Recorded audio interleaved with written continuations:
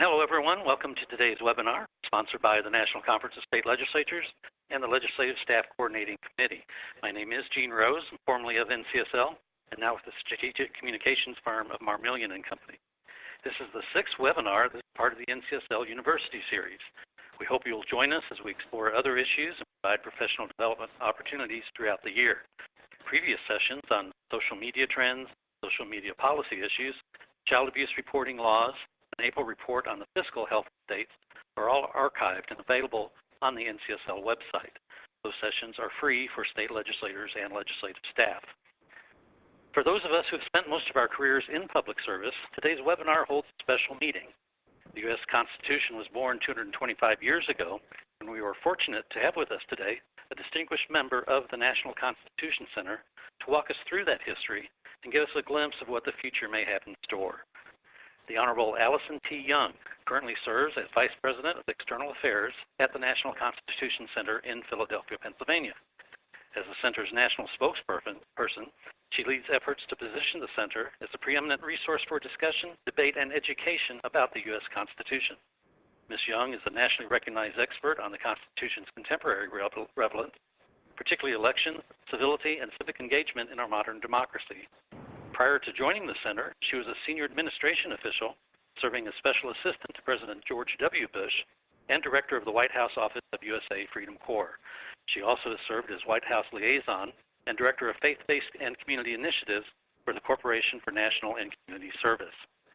Her presentation will last about 40 minutes, and then we'll open up the rest of the hour for your questions.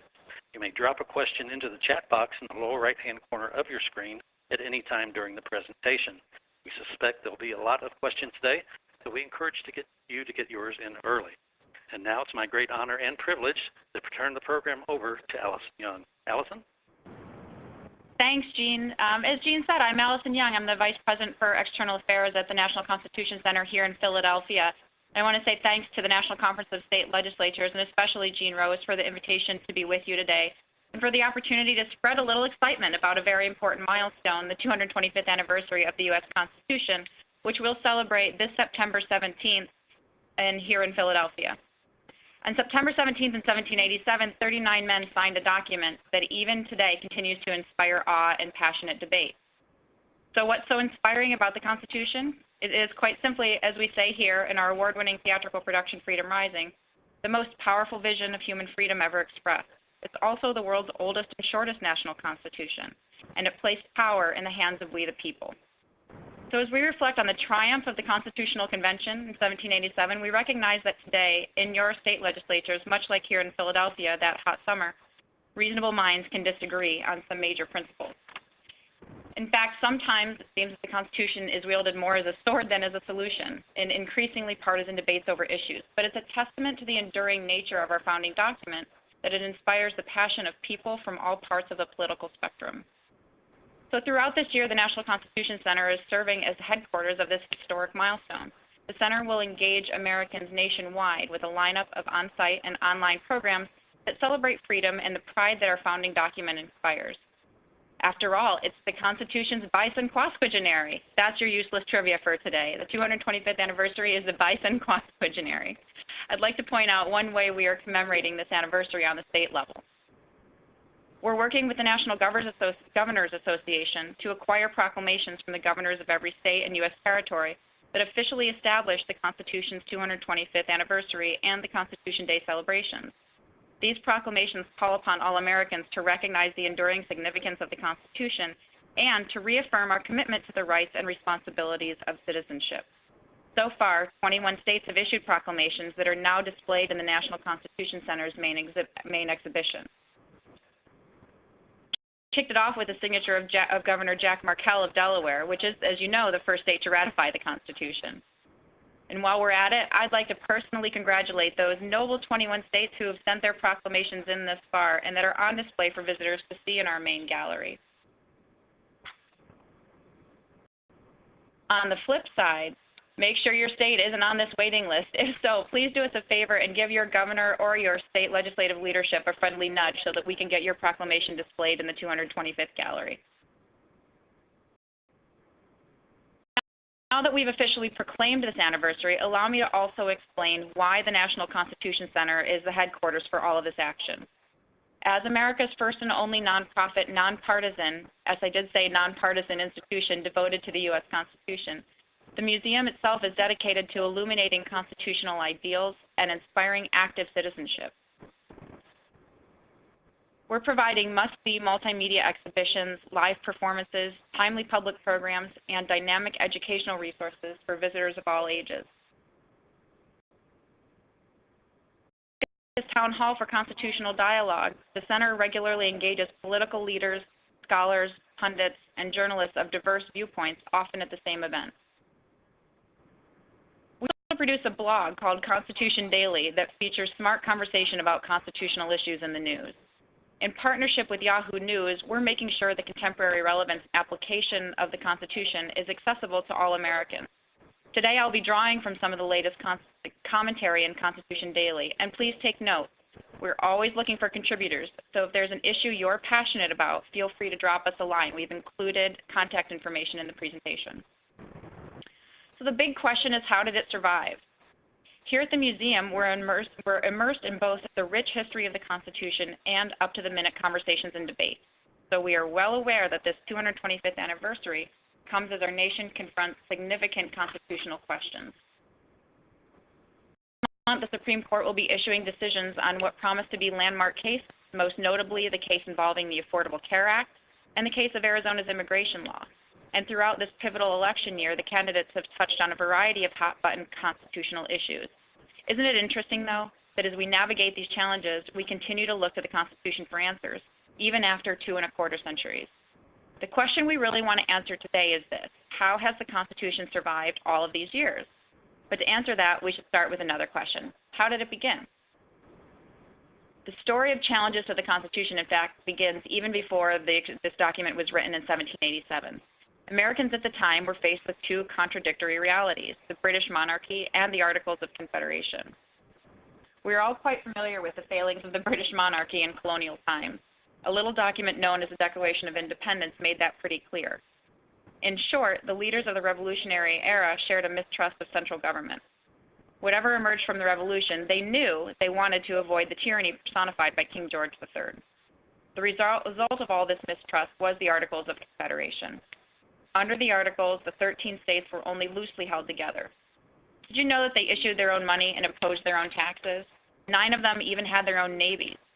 States squabbled over boundaries, land rights, and trade, and the young nation also struggled to establish credibility and to repay its debts. After several years, it became clear that the Articles just weren't working. They weren't capable of meeting the real-world challenges of governing a nation. But how could the founders create or even imagine government with powers sturdy enough to make the independent America a functioning republic, yet preserve the freedom that had been won with so much blood and treasure? The answer was hardly obvious. But it did emerge here in Philadelphia. The founders' answer to this dilemma centered on 3 foundational principles. Bear with me as together we do a brief recall of our 4th grade social studies. We do believe in the importance of civic education after all. First foundational principle is federalism. This photo is federalism displayed in our lobby, and what you're seeing are the flags of the 50 states in the order in which they entered the Union, hanging along with the giant U.S. flag. The founders chose to divide power between the national government and the state governments. The powers of the state and national governments were specific and limited. These powers, though, are sometimes ambiguous, since we still debate today what the proper balance should be. I think it's safe to say that federalism affects what state legislators do or don't do every single day. The second foundational principle is the separation of powers. The founders further divided power in the national government between 3 branches: the executive, legislative, and judicial, represented here by the center's popular Balance of Powers exhibit with scaled-down models of each branch's iconic building in Washington, D.C. In addition, each branch checks and balances the others, preventing any one from becoming too powerful. Is everyone recalling their 4th grade social studies teacher now? As James Madison stated in Federalist 51, ambition must be made to counteract ambition. And last but not least, the third foundational principle is popular sovereignty. Dividing all the power was the founders' way of guaranteeing a limited government and guaranteeing freedom.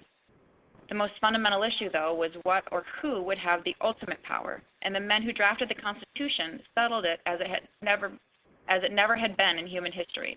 They placed the final authority with you and with me, that is, with people. But of course, a government ruled by we the people still comes with challenges. In fact, it can be downright messy.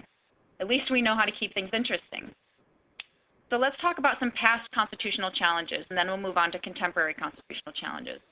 First, I'm going to highlight several turning points in constitutional history where things got really interesting. Then I'll discuss some of the challenges we're dealing with today. First challenge is the national bank. As the newly established government went to work, the Constitution was challenged quickly and frequently. So one of the first major clashes over the Constitution came in 1791 between the Secretary of the Treasury, Alexander Hamilton, and the Secretary of State, Thomas Jefferson. You know, it's funny, today we often speculate what the founders would think of X, Y, or Z issue, but it's good to remember that even the founders themselves disagreed about how to interpret the Constitution. Thank you. In this case, Hamilton wanted to charter a national bank. From his view, creating a national bank was in line with the clause of the Constitution that grants Congress the power to make all laws which shall be necessary and proper. He favored a loose interpretation of the Constitution. The government holds all powers that are not specifically denied by the Constitution, but Jefferson adamantly disagreed. From his view, creating a national bank was a dangerous overstep of Congress's powers. He favored a strict interpretation of the Constitution, that the government holds only those powers specifically granted by the Constitution. We find echoes of this loose versus strict interpretation in today's debate. The challenge that we'll talk about is the Civil War. Fast forward a few decades, and we land on the most dramatic constitutional crisis our nation has ever faced. When shots were fired at Fort Sumter in 1861, the lines that separated the free states and the slave states became, for the most part, the lines at which the fabric of our nation finally tore. The national crisis that ensued was framed largely in terms of constitutional issues. The framers of the Constitution had left unanswered some basic questions about the nature of the government they had created. Was the United States truly one nation, or was it a confederacy of sovereign and separate states? How could a country founded on the belief that all men are created equal tolerate slavery? In a national crisis, could civil liberties be secure? The people and the states were divided in their answers to these questions, and each side thought the Constitution supported its views. Volumes have been written about all of these constitutional issues, the secession of southern states, slavery, and wartime civil liberties. Here I'll just focus on the secession of southern states. Southern secessionists believed that they had the right to withdraw their state's ratification of the Constitution and dissolve their connection to the Union. Northerners, however, rejected this idea of state sovereignty. They believed that when the Constitution was ratified, a united people had established an indivisible nation. Lincoln believed that state secession was unconstitutional and undemocratic. At his inauguration, he warned that he had taken a solemn oath to preserve, protect, and defend the Constitution. What Southerners heard that day were not words of moderation, but a declaration of war. The secession question was answered clearly. The Union must be preserved. In the end, it took the blood of more than 500,000 Americans to resolve the difficult questions that had been left unanswered back in 1787. And after the war's end, we used the constitutional amendment process to further those unanswered questions. 3 amendments were added. The 13th Amendment banned slavery outright. The 14th Amendment granted citizenship to former slaves and guaranteed equal protection of the laws. Remember this one. We'll come back to it when we talk about today's immigration debate. And the 15th Amendment, which secured the right to vote for people regardless of race.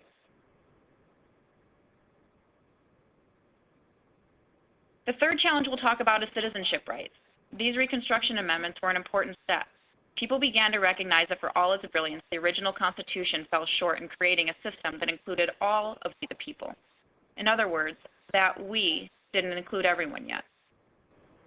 In some cases, we took steps backward, such as in 1896, the Supreme Court ruled in Plessy v. Ferguson that separate but equal was constitutional. Progress came in 1920. The 19th Amendment granted voting rights for women. And in the 1950s and 60s, the civil rights movement finally began to establish racial equality where previous efforts had failed. The 24th Amendment, ratified in 1964, abolished the poll tax, which for so long had disenfranchised African American citizens. same year, the landmark Civil Rights Act was passed. A decade later, Representative Barbara Jordan shared these poignant thoughts. She said, "Earlier today, we heard the beginning of the preamble to the Constitution of the United States, we the people. It's a very eloquent beginning, but when that document was completed on the 17th of September in 1787, I was not included in that we the people. I felt somehow for many years that George Washington and Alexander Hamilton left me out by mistake. But through the process of amendment, interpretation, and court decision, I have finally been included in we the people." Even today, we are continually testing and reinventing the definition of we the people. For example, does it include illegal immigrants? Does it include corporations? And how does it affect the rights of gay, lesbian, bisexual, and transgender individuals? That brings me to the first of the contemporary constitutional challenges I'd like to discuss, the first being same-sex marriage. Just last week, a federal appeals court overturned part of the Federal Defense of Marriage Act, suggesting that the case will need to be settled by the Supreme Court. The ruling comes not long after President Obama made waves with his official endorsement of same-sex marriage. Is it just me, or are the newspapers, news magazines trying to outdo each other in how sensational they can be? In California's Prop 8 continues to be contested in the courts and in public discourse. For an election predicted to be largely about the economy, it's intriguing right now that social issues like same-sex marriage and civil unions are dominating the race. But it's an issue that intertwines a number of weighty constitutional questions. Should the nature of same-sex marriage laws be decided by the people's voice, such as by a ballot measure like Prop 8, or by the ruling of a court? Should same-sex marriage laws be determined by the federal government or left to each state? How do we balance the desire for religious freedom with the desire to expand marriage rights? Does the government, federal or state, have any business getting involved in this whole marriage business in the first place? And I imagine there are other questions you're facing on a daily basis. We'll talk about is immigration. In the next few weeks, we're waiting a decision on the Supreme Court case challenging Arizona's immigration law. The law has spread to a number of other states. These states have expressed dissatisfaction with what they consider to be the federal government's insufficient enforcement of immigration law. For these states, immigration problems have harmed the state's economic health and the quality of life of citizens and legal residents. Arizona's Governor, Jan Brewer, has approached the case as a major test of the sovereignty of individual states and their ability to address the problems that affect their states. The federal government has portrayed the case as a test of whether states may adopt their own immigration policies that frustrate specific goals of federal policy. And remember when we talked about the 14th Amendment, giving citizenship to the children of slaves? That amendment is being broadly interpreted today in our immigration debate to support birthright citizenship and so-called anchor babies. Immigration is a hot-button topic this year for sure. The third challenge we want to discuss with you is healthcare. Another anxiously awaited case on the Supreme Court docket is the challenge to President Obama's healthcare reform law, the Affordable Care Act. The provision of the law that mandates the purchase of health insurance and the expansive nature of the law have raised question about the extent of congressional power granted by the Constitution. In the oral arguments, Justice Scalia asked, "What is left? If the government can do this, what else can it not do?" Some believe, as Scalia seems to, that the law is an overreach of federal power. Others believe that an expansive problem like healthcare requires an expansive solution. Lyle Dennison, a regular contributor to the Constitution Daily blog, summed up the significance of the case this way. Without exaggeration, the final ruling has the potential to be the most important declaration on how the Constitution divides up power between national and state governments since the New Deal days, some 3/4 of a century ago. Without exaggeration, it could be the most important pronouncement on the federal safety net since the Social Security Act was upheld by the court in 1937. Without exaggeration, a decision to strike down all or part of the new health law could be the most severe rebuff of Congress's power over the national economy since the sick chicken case in 1935. And without exaggeration, a nullification of the act in whole or in part could be the most devastating blow to presidential power and prestige since the Steele seizure case in 1952. Whichever way the ruling goes, be sure to check in with Constitution Daily for Lyle Dennison's insightful and straightforward coverage. The challenge we're going to discuss is privacy. There's another issue that's just beginning to reach the Supreme Court, and it's something the founders certainly didn't have to deal with. It's something that reaches the devices in your hands, in your home, and in your pocket. Talking about privacy. We people are increasingly connected thanks to our smartphones and social networks. But with that connectedness and openness comes a lot of concerns about privacy. For example, what should we make of Facebook's relentless push to make people's profiles public? As technology advances in the coming years, we can only expect more questions. Jeffrey Rosen, a Constitution Daily contributor and the author of the book Constitution 3.0, Freedom and Technological Change, has offered a sampling of issues we might expect to grapple with for those taking notes. How would we protect free speech and privacy in a world in which Google and Facebook have more control than any government or judge? How will advances in brain scan technologies, which might be more powerful than a lie detector test, affect the constitutional right against self-incrimination and the right to privacy? Are Fourth Amendment protections against unreasonable search and seizure obsolete in an age of ubiquitous video and unlimited data storage and processing? Expansive communications technology has allowed us to be more connected, but it has also allowed our media to be more pervasive and invasive, particularly for those of you serving in public office. Campaigns already try to dig up any dirt they can to find on the opposing candidate, but just imagine 30 or so years from now. By then, all the presidential candidates and Supreme Court nominees will likely have a Facebook timeline trailing all the way to their teen years or even birth, so any youthful indiscretions or past gaps or missteps will be that much easier to find and expose. Campaign and legislative staffs will have to learn how to scrub the candidates' profiles of any damaging details, or maybe just make a few adjustments. Yes, that's a cat in place of a booze. Oh, the wonders of Photoshop. Move on to civility. Today's media landscape is not only affecting the lives of candidates and campaign staff, it's also affecting the tone of our public discourse. We have a severe deficit of civility and compromise in public service. To put it more bluntly, in many areas of public service, we have a deficit of candidates and representatives who are willing and able to exercise civility and compromise. There's a stark contrast between what it means to be a public servant today and what it meant 225 years ago in that hot summer of 1787. The framers of the Constitution passionately disagreed about how to establish our new nation's democratic government and the many freedoms we enjoy today. Yet despite their many differences and heated debate, these early American statesmen understood the need for dialogue to achieve their great purpose. Unfortunately, the kind of public servants that wrote the Constitution can sometimes be difficult to find today. I have faith that you're all out there. We're just not hearing enough about you. We'd like to praise the many public servants who continue to quietly, earnestly, and often thanklessly work to engage in civil discourse, govern effectively, and serve their communities. It's certainly difficult when the media embraces division and dysfunction much more often than diligent democracy in action. But I hear that the next webinar in the NCSL series is about working effectively with the media, so I'm sure you will help make the most of it. But for example, in a conference on civility held here at the National Constitution Center last year, former Representative Lee Hamilton of Indiana noted that television producers regularly tell him they can't book him because his views are too nuanced or moderate. I guess combat makes better TV than discussion. And it doesn't help that as citizens and consumers, we often turn to whichever media outlet confirms our existing beliefs.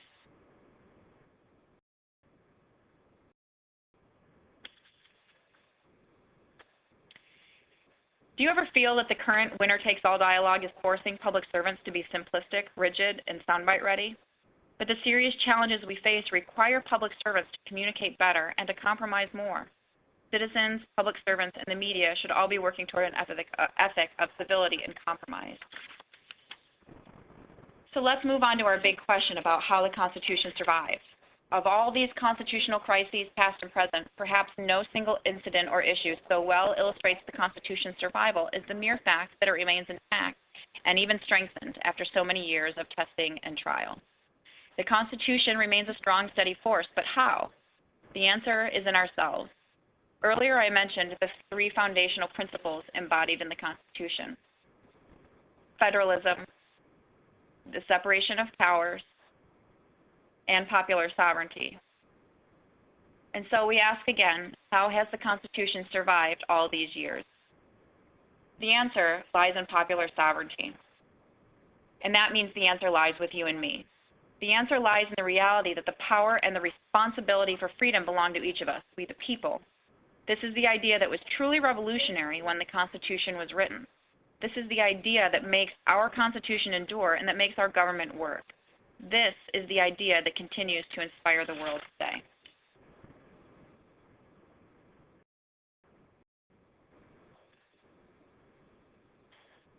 Part of the legacy of the U.S. Constitution is that more than half the nations on earth are now democratic, and democracy continues to spread. For 225 years, the world has looked to America to set the pace of freedom. Today, the U.S. Constitution serves as a model for emerging democracies. Although we have no pretension that the U.S. Constitution should apply to all other governments and citizens, we can proudly recognize that we are the stewards of this exemplary charter of citizen-centered government. It's intriguing to ponder what Madison or Washington would say, for example, about the Arab Spring and about a country like Egypt, which is forging ahead with efforts to write a new constitution. Watching the drama of Egypt's constitution play out reminds us that we can't take for granted the constitution that continues to serve us. It's really amazing it survived all of these years. In fact, its longevity might surprise some of the founding fathers. Thomas Jefferson, for one, believed that every constitution naturally expires at the end of 19 years, since the earth belongs always to a living generation. If it be enforced longer, he said, it is an act of force and not of right. By Jefferson's math, the Constitution should have been rewritten 11 times already. And lately, there have actually been some vocal calls for doing just that, rewriting the Constitution. Just last week, Sanford Levinson of the University of Texas Law School authored an op-ed in the New York Times titled, "Our Imbecilic Constitution." Levinson argues that, quote, "we are long overdue for a serious discussion about the Constitution's own role in creating the depressed and depressing state of American politics," end quote.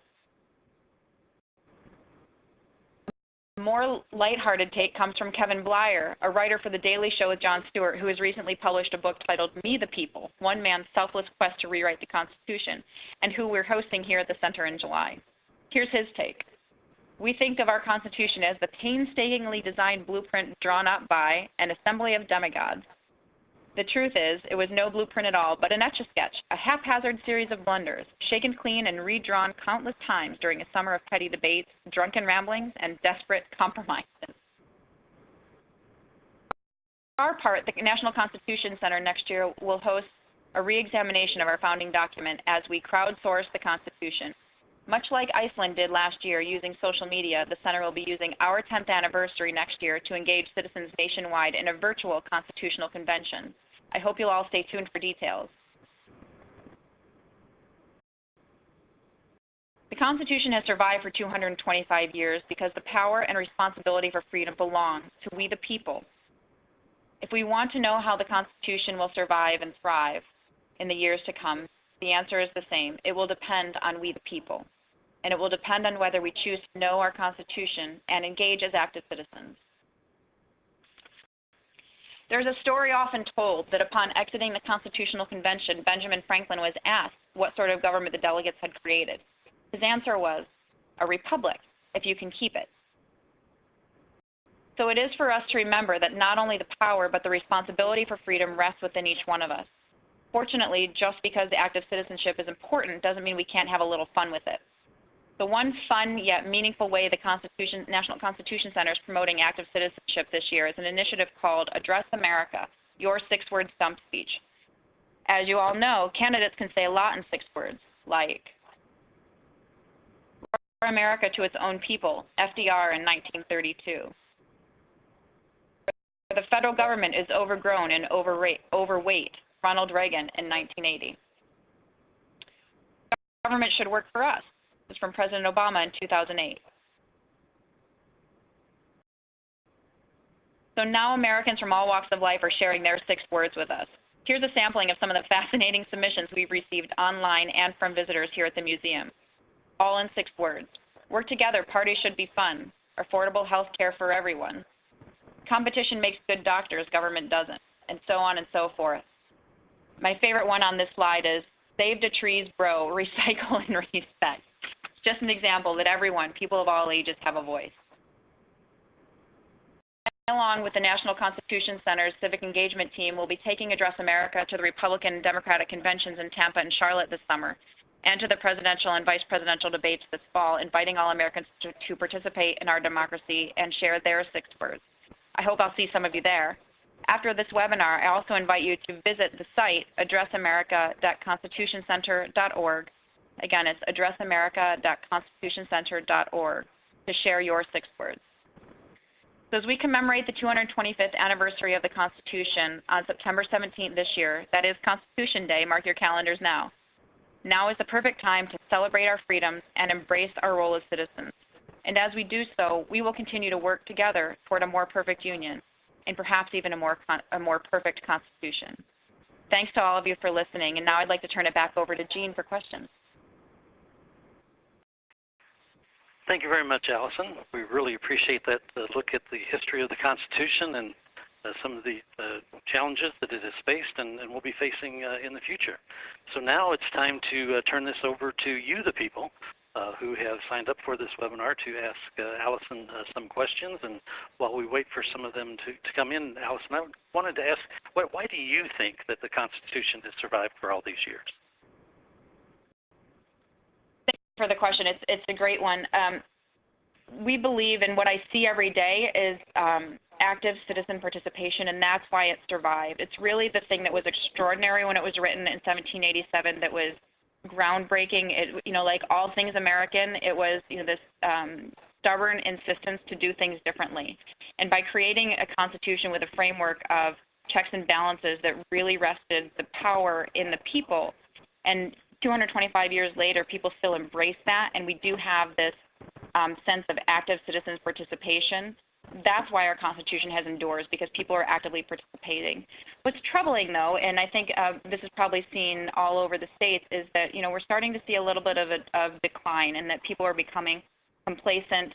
Voter registration and voting rates are down. So there's a trend that's concerning here, that people are becoming a little bit disenfranchised with whether it's politics or with the news media, and trending a little bit towards lacking in participation. And frankly, that's the thing that we need to arrest and turn around immediately in order to preserve the Constitution for another 225.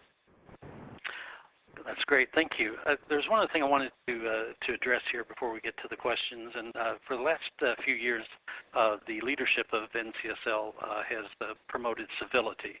And you mentioned that during your presentation today, but why do you think civility is important to democracy, and what, how do you view civility in today's environment?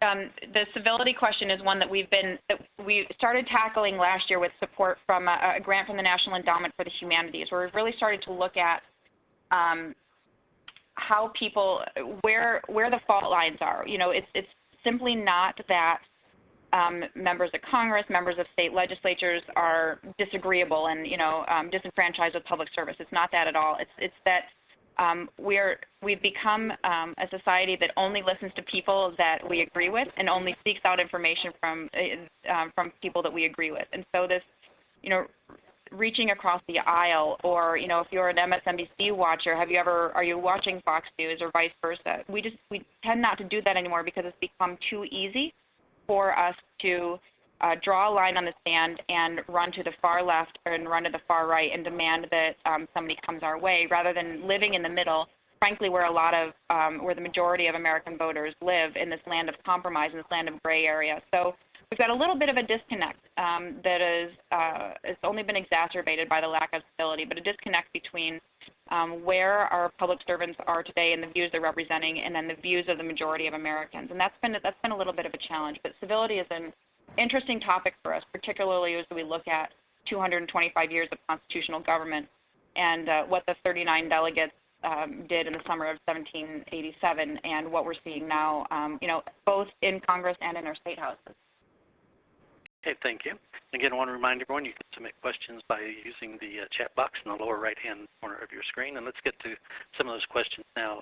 Allison, got one here. What can be done to fix the fact that while the 14th Amendment is supposed to make all citizens equal, those U.S. citizens living in a territory are less equal than those living in one of the 50 states? I'm looking for some clarification on the question. Is there a way that we can communicate with the person that asked the question? Is the question really the sense that people are less equal, or is the question, are we amending the 14th Amendment? I'm not sure what we're getting at here. Okay, we will ask Juan if you want to clarify your question. If you could send us an update there, we would appreciate that. Let's go to another one. How do we balance the theoretical freedoms this document provides with the continuing curtailments of that freedom? This is a great question, Suzanne. Thank you for it, and I think it's one that's very relevant to you and your colleagues that are on the phone. It's interesting that we have a document that is one of the shortest. It's only 4 pages long. The shortest national constitutions that exist. That theoretically, you're correct, puts all these powers in the hands of the people. And then what's happening in our state legislatures and in Congress in D.C. are slowly eroding some of those freedoms. It's an interesting trend, and one that we're starting to pursue a little deeper with a body of research. And if folks out there are either writing on this, or if you're having hearings on this topic and are communicating with folks that are looking into this trend of curtailing freedoms or rolling back freedoms or over-legislating, that's something that we're starting to look into. So I'd be really curious if any of you would follow up with me directly if you have context or leads in that, because it's something that we're definitely looking more toward exploring. Okay. And here's one that goes to a little bit of the state-national relationship. The founders sought a balance between a central government with strong enough powers to unite and govern the states, but limited enough to preserve the freedoms of citizen states. How do you think our national and state governments are striking that balance today? You mean between the strong and the weak government? Is that what we're getting? Yes, correct. The founders sought a balance between the central government with strong enough powers to unite and govern the state, but they're limited enough to preserve the freedoms of the citizen states. How do you think our national and state governments are striking that balance today? It's one of the things that we constantly disagree about as citizens. That we're preserving freedoms of citizens, we're preserving freedoms of the states, but we rest certain powers within a strong central government. It goes back to the arguments that Jefferson and Franklin and Madison were all having about where does power really lie, with a strong central government or with the citizens in the states. And I think that one of the demonstrations of this right now is the issue with Arizona and the immigration law that we discussed. I think another one is the Affordable Care Act, which really, depending on how the Supreme Court rules, can be interpreted as a check on the power of Congress to regulate interstate commerce. So what's great about this question and this struggle is that it's constantly evolving and it's constantly open for interpretation. And I think that what we've seen over the last 225 years is that that interpretation changes with the tides a little bit, and it's always influenced by what's happening in contemporary society. So I'm really curious of what the court is going to what the rulings court are going to hand down this term, and what they say about these big topics about the freedom of individual citizens and the rights of individual citizens versus the rights of state and federal government. Okay. You talked quite a bit about some current cases that are before the Supreme Court. We have a question from someone who wants to talk about one that has been in the news quite a bit, and that was the Citizens United case in front of the Supreme Court. What is your take on that in terms of how it's affected the Constitution and what the takeaway is in this country? It's a great question, and I want to be really clear that here at the museum we do strive to be a place for debate and dialogue on these issues, and we don't take a stand one way or the other. And so I want to be clear that I'm not representing a view of the Constitution Center, but I can tell you what we've been able to learn since Citizens United came out. And because we hear a lot from individual citizens and active citizen participants, and frankly, this is one that doesn't really resonate well with the people.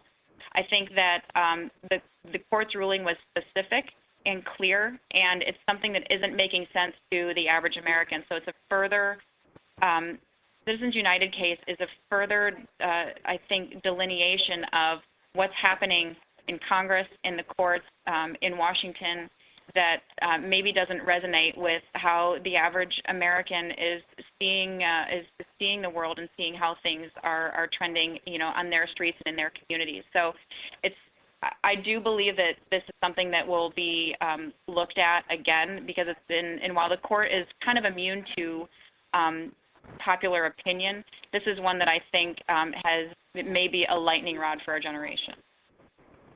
Okay, thank you. And we got a follow-up from Juan on the question of the 14th Amendment. And I think if I'm understanding correctly, then I'm sure this is something the Constitution Center probably has addressed in some form, is that the people living in the territories and say the District of Columbia, and there's always been a controversy about what the rights of those people are and whether they are truly protected by the Constitution or not. So can you kind of broadly address maybe some of the tension and some of the things that the Constitution Center is kind of looked at in the subject? I can. It's interesting both from a personal and professional perspective. I did live in D.C. for 12 years, and while I was there, this is a hot button topic in the District of Columbia as well. And while I was there, they put on the license plates, the actual official license plates for the District of Columbia say taxation without representation. So this is something that I feel like comes and goes in waves every couple of years, whether it's the territories or whether it's D.C. or Puerto Rico. It's that we don't have voting representation in Congress and don't participate in presidential elections.